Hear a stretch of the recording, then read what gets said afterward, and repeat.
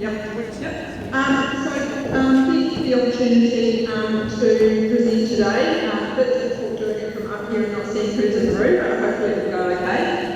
So what the organising team asked me to talk about was tactical nitrogen use. So in terms of what I'm going to cover today is just start off going through, I guess, the good management practices that influence nitrogen leaching losses.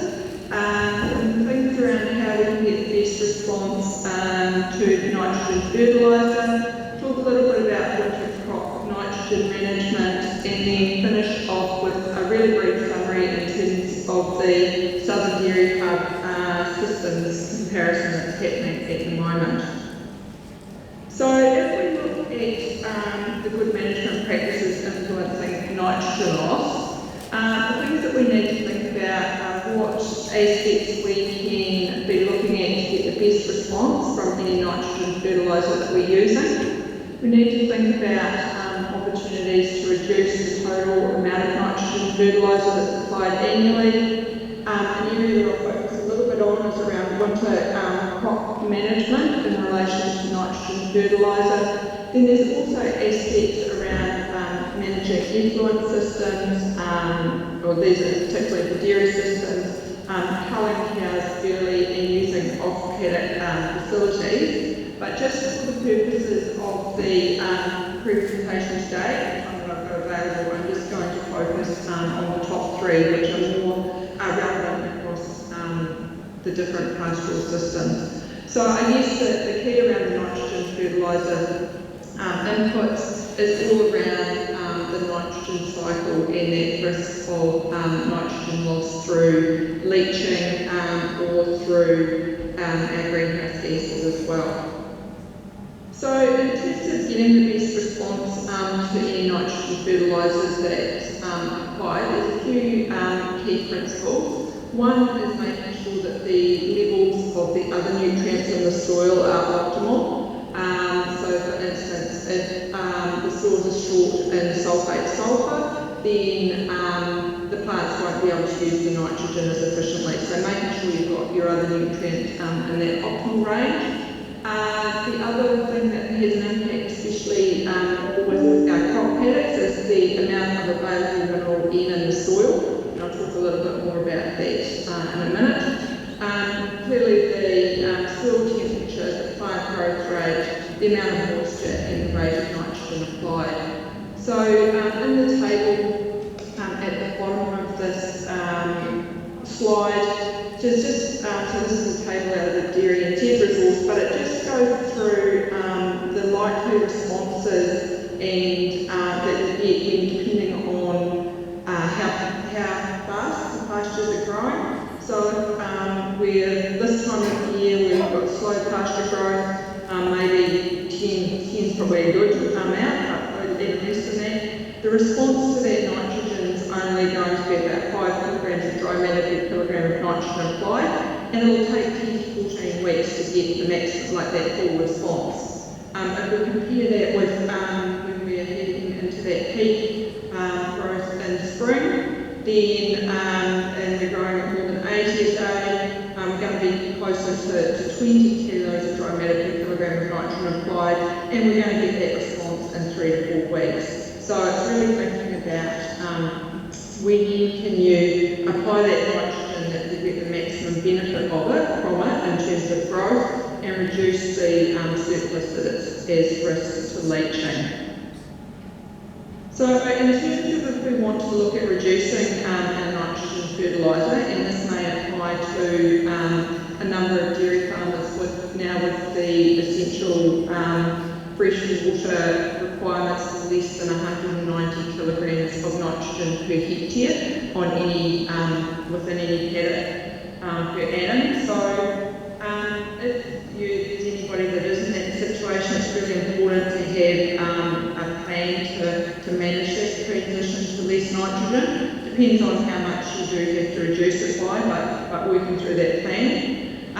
One of the ways that you can do that is moving to lower application rates, so less than 40 kilograms of nitrogen per hectare per application. Increasing the rotation length or the round length, so in our perennial pastures, grazing closer to the 2.5 and 3 leaf stage, compared with 2 to 2.5 leaves. So what they found at the Lincoln University demonstration farm was when they extended the rotation, they actually eliminated one application a year because they did one less rotation of each paddock, so that automatically removed 25 units of N per hectare out of the system. The other thing is not applying nitrogen fertiliser in January and February when soil mineralisation rates are high and hopefully the clover is fixing nitrogen, and in some situations there may also be a soil moisture deficit at that time as well, so thinking about how you're going to get maximum benefit there, looking at opportunities to optimise the growth of clover. There may be some paddocks that might get skipped from routine applications, and that particularly your effluent areas, so looking at less being applied to there. Making sure that we're actually monitoring how much feed we've got on the farm and what that looks like in terms of the demand, so that you're actually utilising the nitrogen when you need to grow that grass, rather than just putting it on because it's something that's been done previously. Because we know there's a lot of variation from year to year in terms of the growth rates in different months. And then thinking about those high fertility areas. And there's some other things that can be looked at around different products, urea, gibberellic acid, that doesn't actually increase the total amount, it just moves when that feed's available. And there might be some opportunities for fertigation as well. So there's a number of resources available that have been generated, or for the dairy industry in particular, but I'm sure there is with beef and lamb as well, in terms of opportunities around optimising the nitrogen fertiliser use. If we now move on to the winter crop management, and I just started with brassicas. So one thing that's probably more recently is looking at soil testing to 15 centimetres for soil mineral N, because that gives us indication in terms of how much nitrogen is actually available in that soil, and therefore the nitrogen fertiliser requirements can be refined from there. So we know that kale responds really strongly to nitrogen application.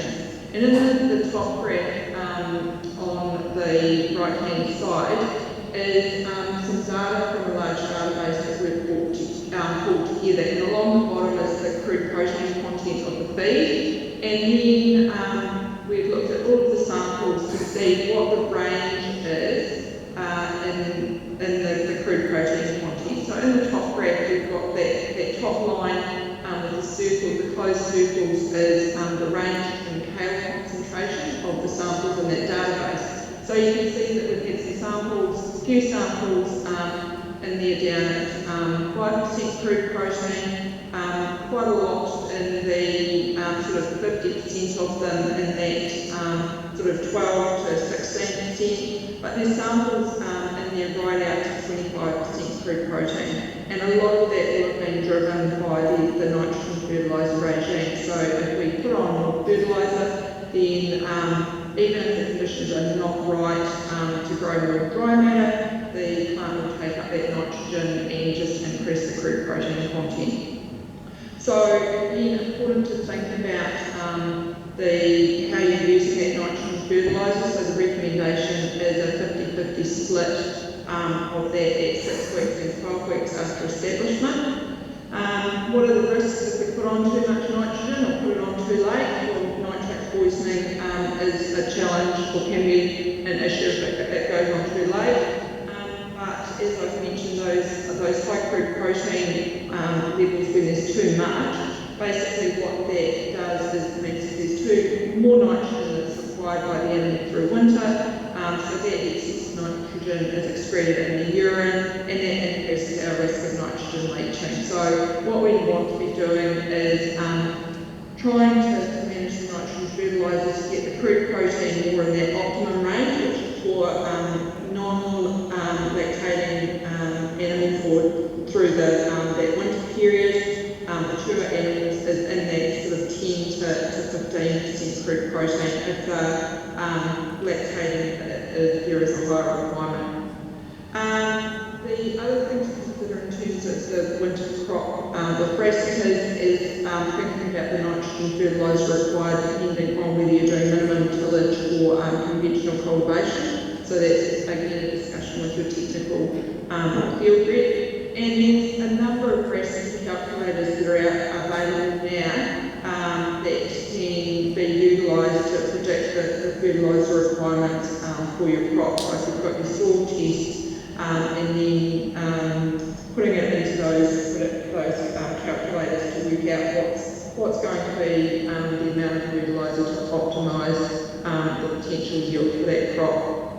And there is a plant and food document, a booklet, which is available online from the Dairy and Tech website, but also from other websites around the management practices for forage brassicas in terms of getting that good yield but minimising the nutrient inputs. If we look at fodder beet, again important to be looking at the soil mineral ends. The work that's been done by Plant and Food and others over a number of years has demonstrated that there's no yield response above 100 kilograms of total nitrogen fertiliser for a fodder beet crop. Again, the timing of that's important, so 50% at sowing and 50% for canopy closure.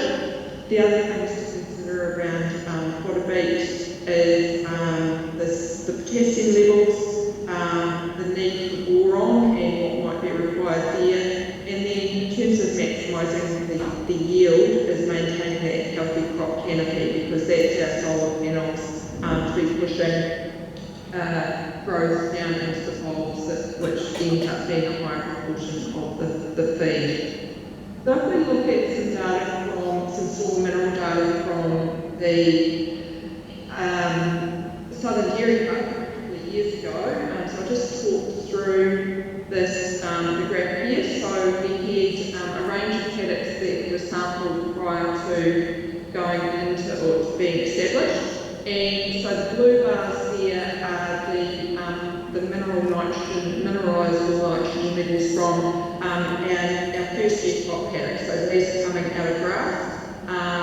There is a bit of a range here, but paddock 103, so the last one there, that was actually a paddock that had been cropped a couple of years before, so it wasn't long-term pasture, whereas the other paddocks had been in a pastoral system for quite a lot longer. So you can see higher mineral ends there. Then we have a series of paddocks, so the green bars, where they had been, so they were second year crop paddocks, but they had been grazed the previous year. So there was quite a lot of urine and dung returned. We then had some paddocks that had been, the majority of the paddocks, so they'd been in fodder beet, had actually been lifted. So didn't have that dung and urine return, and the biomass was taken off that paddock by lifting. And so lower levels there, and then actually that year we had a third year crop paddock. So you can see there's a huge variation in the range of the available nitrogen that's in those paddocks before the crop goes in. So if we'd gone in with the same amount of nitrogen fertiliser, we potentially, if we'd gone in too low, we potentially wouldn't have had enough for the ex-crop, the lifted crop paddock. Or we might have had too much for our ex-pasture one. So some real opportunity to be doing those soil testing and refining what you're doing with your nitrogen fertiliser management. So now just moving on to the farm systems research at the Southern Dairy Hub, and this is, we've just finished our third year of this comparison. And what we've been looking at is systems based on either kale or fodder beet wintering, and then at two levels of intensity. So basically what we did was we took our standard kale system and we said right, what do we do to decrease the nitrogen leaching in that system by 30%? So that's our target, a 30% reduction in nitrogen leaching. We looked at the tools that were available to us at that time, and it really came down to our nitrogen fertiliser management and imported feed. So in the table you can see that our standard systems what about 190 kilograms of N per hectare, and that's a 30 kilogram application in sort of first round of August, September, and then approximately 25 kilos a hectare after each rotation. With our low impact system, so our blue and yellow farmers, they get 50 kilograms of nitrogen per hectare onto their pasture area, so that's a 20 kilogram application in September, a 15 kilogram application in November, December, and 15 kilograms in February, March. And associated with that, there's a number of decision rules that affect that timing. So in the spring, we have to have soil temperatures above 7 degrees and rising. We use Expo products in spring and autumn to ensure that we've got some additional sulphur going in there. Protect urea during the summer period. If we're going into a dry period in summer, we will not continue applying those applications in our standard system. And then there's no applications after the 15th of April. We cut off prior to that. So as I said, we've just finished our third season of this comparison. So what have we found? Well, we even after 6 months, we had more clover in our lower impact systems. So nearly double the amount of clover. So we're sitting at about 18 to 19% clover in our lower impact systems and sort of 8 to 9% in the standard systems. But there is quite a lot of variation between paddocks. So in summertime this year, we had some of our lower impact system paddocks that were up to 50% clover in it. So we're starting to see some changes happening there. So that's, I guess, giving us more natural nitrogen in that system. In terms of the estimated pasture growth, we are seeing differences in our standard systems and our lower impact systems. And that you can see the data there. We are improving our growth year on year at the Southern Dairy Hub. So for those that are not familiar with the hub, it was converted to dairy in 2017 from the I guess the low intensity support farm for the Makareva, the freezing works there. But you can see, yeah, we're increasing year on year, but also with that increase is the difference between our standard, our 190 kilos, and our lower impact systems is getting greater. So it was only just over half a tonne in the first year, whereas the estimated we've still got to go through a bit of the data for this season. It's just finished, but it's looking like we're potentially up to 2 tonne difference in total pasture grown for this season, and that is one of the reasons why we decreased the stocking rate in our lower impact systems, because the prediction was that we would grow less grass. What have we seen in terms of the leaching losses? So if we look just specifically at the crop, so we've got our kale versus fodder beet, and the research team have been looking at the nitrogen leaching losses from under those crop paddocks. We can see that in the winter time, we've had lower leaching from the winter graze fodder beet compared with the kale. So our kale sitting just over 100 kilos of nitrogen per hectare compared with about 55 kilos for the winter graze fodder beet. You can see here that the autumn grazing and lifting of the fodder beet is, so the losses from those areas are nearly equivalent to what we're seeing with the winter graze kale, and that's because that area, with the way that things have been happening, the way that the monitoring's been done, those paddocks sit fallow for right through until October, so they've got nothing growing in them from April or late April, May, right through. So there's a longer period of that for that nitrogen to be leached out. One of the comments we've had was, well, it's fine getting that lower leaching from the fodder beet, but you've got a higher yield, so you've got more cows in the paddock, so surely the losses from an individual paddock are higher. That is not the case, so you can see in the table below that the nitrate leach per winter in the fodder beet system is about half that in the kale system. And then I guess the last bar on that graph there is the leaching losses that were recorded from the pasture paddock. So these are not grazed in the winter, but this is there's some measurement devices. So this is the losses, I guess, of the urine through the winter period, and that number is very close. So that what we've measured is very close to what OVSAT has got estimated potential loss from the pastures.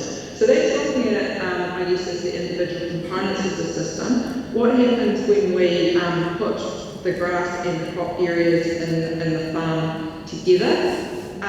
What we can see is the lower impact systems have reduced the nitrogen leaching by between 18 and 26%. So in the kale system it's 18%, and in the fodder beet system it's 26%. So our target was to reduce the nitrate leaching by 30%. So if we compare our standard kale, which is our control system, with our low impact fodder beet, the reduction that has been achieved up until the end of last season was a 34% reduction. So we've achieved slightly more reductions than what we predicted from that system change.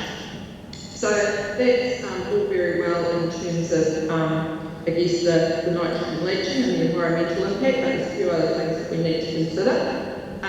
Before I get on to that, one of the things that we've been looking at as an industry, because it's very difficult to measure nitrate leaching and we rely on modelling, is the role of nitrogen surplus or purchasing surplus in predicting and leaching. So this is some work with information from Canterbury, where they looked at the relationship between nitrogen leaching and surplus, and it is a very good indicator. And the thing about a purchase and surplus is it's very relatively simple to calculate for your farm, because it's just looking at the nitrogen imported in feed and fertiliser minus the nitrogen outputs in meat and milk.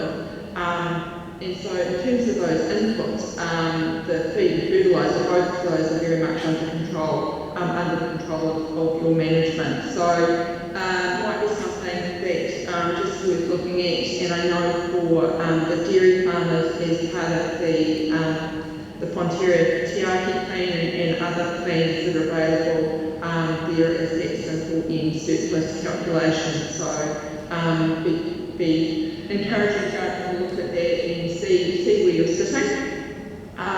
In terms of the benchmarking, Dairy NZ has started looking at using purchasing surplus and some benchmarking for the industry, and looking at it relative to operating profit.